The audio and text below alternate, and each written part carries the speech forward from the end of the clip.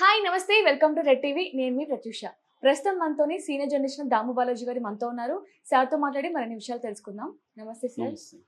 Sir, రీసెంట్‌గా June 12 తారీఖు ఒక ఎయిర్ ఇండియా ఫ్లైట్ క్రాష్ అవ్వడం అందరికి తెలిసిన విషయమే. అయితే దాదాపు 270 మంది వరకు కూడా ఇందులో చనిపోవడం జరిగింది. అయితే ఈ ఫ్లైట్ క్రాష్ అవ్వడం వెనక ఒక మాస్టర్ ప్లాన్ ఉంది. ఒక కుట్ర పన్నారు అని ఒక మంత్రి హోదాలో ఉన్న ఒక వ్యక్తి అనడం జరిగింది. అసలు ఇందులో ఎంతవరకు నిజం ఉందంటారు సార్? నిన్న విమానయాన శాఖ సహాయ మంత్రి ఆయన. మెయిన్ మంత్రి ఏమో మనకి రామ్మోహన్ నాయుడు, తెలుగుదేశం పార్టీ. ఈయనేమో మురళీధర్ మొహోల్ ఈయన పేరు. ఈ మురళీధర్ మొహోల్ నిన్న పూణేలో ఒక సదస్సులో పాల్గొంటున్నప్పుడు ఒక బాంబు పేల్చాడు. అదేంటంటే ఈ ఫ్లైట్ క్రాష్ వెనుక కుట్ర కోణం ఉందా లేదా అని విచారిస్తున్నామని చెప్పాడు. ఇప్పటివరకు కుట్ర కోణం లేదన్నారు, కానీ ఇప్పుడు కుట్ర కోణం ఉందేమో అందులో చర్చ ఈయన మాటలతో బయటకు వచ్చింది. ఎందుకంటే దీనికి సంబంధించి air craft accident investigation bureau అని ఏఏఐబి అనే సంస్థ ఇన్వెస్టిగేట్ చేస్తుంది అని ఆయన చెప్పాడు. 3 నెలల లోపల మొత్తం వస్తుందని చెప్పాడు. నేను ఆల్రెడీ దీని మీద 2-3 సార్లు చెప్పాను కూడా. ఇదేంటంటే జూన్ 12వ తేదీ మధ్యాహ్నం 1:38 అహ్మదాబాద్ సర్దార్ వల్లభాయ్ పటేల్ ఎయిర్పోర్ట్లో ఎయిర్ ఇండియా 171 ఫ్లైట్, అది వచ్చి బోయింగ్ 787-8 సిరీస్, దాన్ని డ్రీమ్ లైనర్ అంటారు. ఇది 2011లో కమర్షియల్ దీంట్లోకి ఎంటర్ అయింది. అప్పటి నుంచి ఇప్పటివరకు క్రాష్ కాలేదు. ఫస్ట్ టైం క్రాష్ అయింది. అది కూడా గాల్లోకి లేచిన 30 సెకండ్లోనే పైలట్కి అర్థమైపోయింది. మేడే మేడే మేడే అని ఆయన డిస్ట్రెస్ కాల్ అంటారు, అది వచ్చింది. ఆ తర్వాత సౌండ్ లేదు. అక్కడి నుంచి ముందుగా బస్టాండ్ మీద పడాల్సిన పరిస్థితి, ఆయన పైలట్ దాన్ని కాపాడి ట్రై చేశాడు ఖాళీ ప్లేస్లో దింపాలని, కానీ ఆయన వల్ల కాలేదు. చెట్టుకి గుద్దుకొని అది బీజే మెడికల్ కాలేజీ మెస్ మీద పడడంతో, అప్పుడు మెస్లో భోంచేస్తున్నారు మధ్యాహ్నం లంచ్. సో వాళ్ళు కూడా ఒక 33 మంది చనిపోయారు. అట్లాగే మొత్తం ఫ్లైట్లో 230 మంది ప్రయాణికులు, 12 మంది క్రూ సిబ్బంది ఉన్నారు. 230లో 229 మంది చనిపోయారు. క్రూ అందరూ చనిపోయారు. మొత్తంగా 242 మందిలో ఒక్కరు మాత్రమే బతికారు. రమేష్ విశ్వాస్ కుమార్ అనే అబ్బాయి 11A సీట్ నెంబర్, అతను ఒక్కడే బతికాడు. మిగతా అందరూ చనిపోయారు. గ్రౌండ్లో మెస్లో ఉన్న వాళ్ళ పిల్లలు కూడా, డాక్టర్లు వాళ్ళు 33 మంది చనిపోయారు. అయితే వీళ్ళందరినీ DNA ద్వారా గుర్తించారు. అందరికీ ₹1 కోటి పరిహారం ఇస్తున్నారు. అలాగే వీళ్ళ కోసం AI-171 ట్రస్ట్ అని కూడా టాటా పెట్టింది. ఎందుకు వీళ్ళ ఫ్యామిలీలకి ఏ రకమైన హెల్ప్ కానీ, వాళ్ళ పిల్లల చదువు కానీ, ఇంకోటి కానీ ఈ ట్రస్ట్ ద్వారా వాళ్ళకి హెల్ప్ జరుగుతుంది. ఈ రకంగా వాళ్ళకి ఇబ్బంది అయితే ఏం లేదు. కానీ అసలు ఈ ఫ్లైట్ యాక్సిడెంట్ కారణం ఏందనేది ఇప్పటివరకు ఫైండ్ అవుట్ చేయలేదు. ఇందులో కుట్ర కోణం ఉండొచ్చు అనేది ఇప్పుడు ఎక్కువ వినిపిస్తుంది. ఎందుకంటే టాటా సన్స్ అధినేత చైర్మన్, ఆయన పేరు నటరాజ్ చంద్రశేఖరన్, ఆయన ఏం చెప్తున్నారంటే అసలు ఇంజన్లో తప్పు లేదు. ఒకటి కొత్త ఇంజను, ఇంకొకటి కూడా పర్ఫెక్ట్గా ఉంది.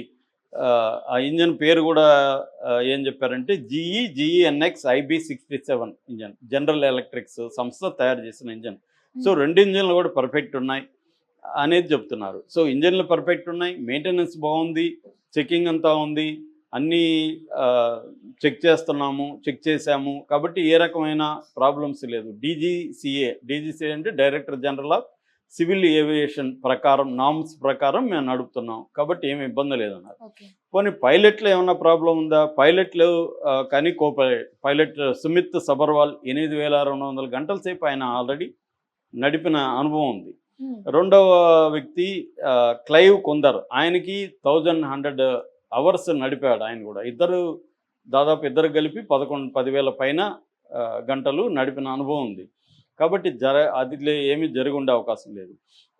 అయితే కొంతమంది చెప్తున్నది ఏమంటే, 2 ఇంజిన్లు ఫెయిల్ అయినాయి. ఎందుకు ఫెయిల్ అయినాయి అనేది నెంబర్ 1. నెక్స్ట్ ఫ్లాప్స్ అంటారు, ఆ రెక్కలకి పక్కన ఇలా ఉంటాయి. ఆ ఫ్లాప్స్ కాన్ఫిగరేషన్ రాంగ్ ఉందా, ల్యాండ్ గియర్ ప్రాబ్లం ఉందా, అంటే గాల్లోకి లేచినాక అవి ముడుచుకోలేదు అని చెప్తున్నారు. అట్లాగే flight management control system problem ఉందా, ఇవి ఇప్పుడు పరిశీలించాలి. ఇవి చేయాలంటే black box important. Black box already దొరికింది, అది డ్యామేజ్ అయింది, అమెరికా వాషింగ్టన్ డీసీకి పంపిస్తున్నామని వార్త వచ్చింది. దాన్ని కూడా నిన్న మురళీధర్ మొహాల్ ఖండించాడు. మేము ఎక్కడికి పంపించలేదు, మా వాళ్ళే చూస్తున్నారు, ఇందాక చెప్పిన ఎయిర్క్రాఫ్ట్ యాక్సిడెంట్ ఇన్వెస్టిగేషన్ బ్యూరోని దాన్ని పరిశీలిస్తుందని చెప్పారు. బ్లాక్ బాక్స్లో 2 రకాలు ఉంటుంది. ఒకటి ఎఫ్డిఆర్ అంటే ఫ్లైట్ డేటా రికార్డ్, అంటే ఈ డేటాకి సంబంధించి సెట్టింగ్స్ ఎట్లా ఉన్నాయి, ఏమన్నా తప్పులు జరిగాయా, కాన్ఫిగరేషన్ ఎలా ఉంది, అదన్నీ దాంట్లో రికార్డ్ అవుతాయి.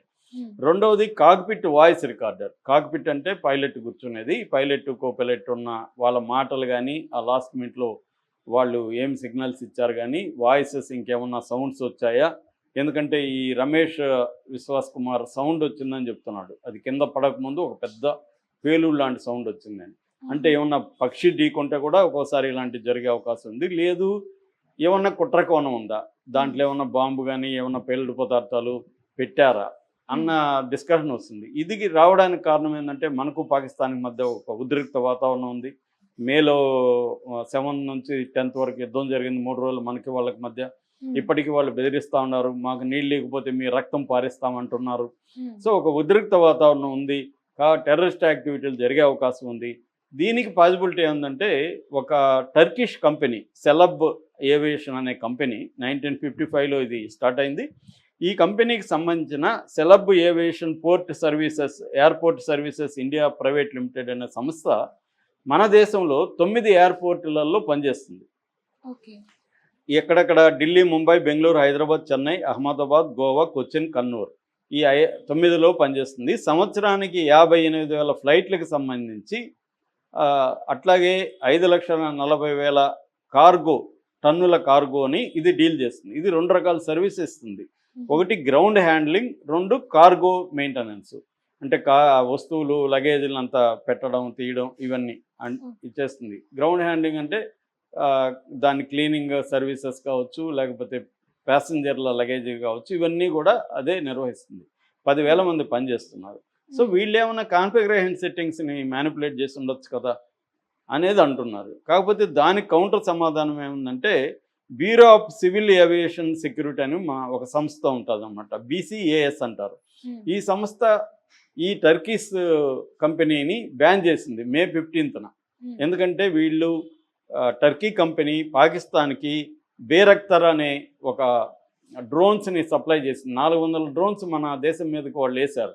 ఈ డ్రోన్స్ని సప్లై చేసింది ఎవరు? టర్కీని. టర్కీ ఓపెన్గా పాకిస్తాన్కి సపోర్ట్ చేసింది. సో కాబట్టి అలాంటి టర్కీ పాకిస్తాన్కి ఇంత ఓపెన్గా సపోర్ట్ చేసిన టర్కీ ఇంపార్టెంట్ కదా, మన ఎయిర్పోర్టు గ్రౌండ్ హ్యాండ్లింగ్ సర్వీసెస్ని దానికి ఇవ్వడం కరెక్ట్ కాదని విమర్శలు రావడంతో దాన్ని క్యాన్సిల్ చేశారు. క్యాన్సిల్ చేసినప్పటికీ వాళ్ళ మనుషులైతే ఇక్కడ కొంతమంది ఉంటారు కదా, వాళ్ళు ఏమన్నా చేసి ఉండొచ్చు అన్నది వస్తుంది. రెండోది టర్కిష్ టెకీ అని ఇంకొక కంపెనీ ఉంది. ఆ కంపెనీ ఏం చేస్తుందంటే మెయింటెనెన్స్, ఓవరాలింగు, ఫ్లైట్లకు సంబంధించిన ఇవన్నీ అది చూస్తుంది. అది కూడా కొంత ఉంది ఇన్ఫ్లుయెన్స్. ఎందుకంటే వాళ్ళందరూ ఫ్లైట్ ఎగరడానికి ముందు ఇవన్నీ చేస్తారు కాబట్టి సెట్టింగ్స్లో ఏమైనా మార్చారా సో అనేది కూడా ఇక్కడ ఇంపార్టెంట్. అందుకనే దీంట్లో కుట్ర జరిగిందనే కోణం కూడా చాలామంది నమ్ముతున్నారు. ఎందుకంటే ఇంజిన్లు కొత్తవి, మెయింటెనెన్స్ బాగుందని చెప్తున్నారు టాటాకి సంబంధించి. ఇప్పుడు కూడా 33 డ్రీమ్ లైనర్స్ని టెస్ట్ చేశామని చెప్తున్నారు. 33 కూడా బాగున్నాయి టాటా వాళ్ళవి. మరి ఫ్లైట్లో ఏం ప్రాబ్లం లేదు, పైలట్లు ఎక్స్పీరియన్స్డ్, మరి ఎట్లా ఈ స్థాయి క్రాష్ అయింది? ఇది అసంభవం అంటున్నారు. ఎందుకంటే ఇది 2011లో ఇంట్రడ్యూస్ అయిన ఈ ఫ్లైట్ ఇప్పటివరకు అసలు ప్రమాదానికి గురి కాలేదు. ఒక్కసారిగా 2 ఇంజిన్లు చెడిపోవడం ఏంటి? ఒకవేళ పక్షి ఢీకున్నా ఒక ఇంజిన్ పోతుంది, ఒక ఇంజిన్ బాగానే ఉంటుంది. సో అందువల్ల డౌట్లు వస్తున్నాయి, దీని వెనక ఏమన్నా కుట్ర కోణం ఉందా, ఈ టర్కీ కంపెనీ ద్వారా పాకిస్తాన్ హ్యాండ్ ఏమన్నా ఉందా అన్నది వస్తుంది. ఎందుకంటే కొట్టిపారలేం, గతంలో కూడా మన ఫ్లైట్లని హైజాక్ చేశారు, మన ఫ్లైట్లను గాల్లోనే పెళ్చేసిన సందర్భాలు ఉన్నాయి. కాబట్టి ఇటువంటి కుట్ర కోణాన్ని తోసిపుచ్చలేమని మురళీధరన్ కూడా చెప్తున్నాడు. అందుకని ఈ యాంగిల్లో కూడా మేము పరిశీలిస్తున్నామని చెప్తున్నాడు. కానీ మరి ఇది ఎప్పటికి బయటకు వస్తుంది? ఆల్రెడీ 1 month దగ్గర అయిపోతుంది. కానీ ఈ బ్లాక్ బాక్స్ని ఇవన్నీ చేయాలంటే టైం పడుతుందని చెప్తున్నారు ల్యాబ్లో. మినిమం 3 నెలల నుంచి 1 year.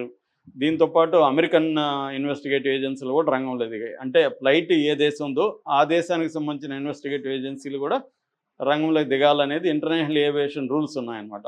సో అమెరికాకు సంబంధించి నేషనల్ ట్రాన్స్పోర్ట్ సేఫ్టీ బోర్డ్ అని ఎన్టీఎస్బి అంటారు, వాళ్ళ రంగంలో దిగారు. అట్లాగే యూకే నుంచి ఒక సంస్థ పనిచేస్తుంది.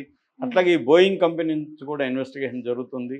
ఎందుకంటే ఫర్దర్గా తెలుసుకోకపోతే ఫర్దర్గా ఎక్కడ ప్రాబ్లమ్స్ ఉన్నాయి, అంటే మ్యానుఫ్యాక్చరింగ్ బోయింగ్లో ప్రాబ్లం ఉందా,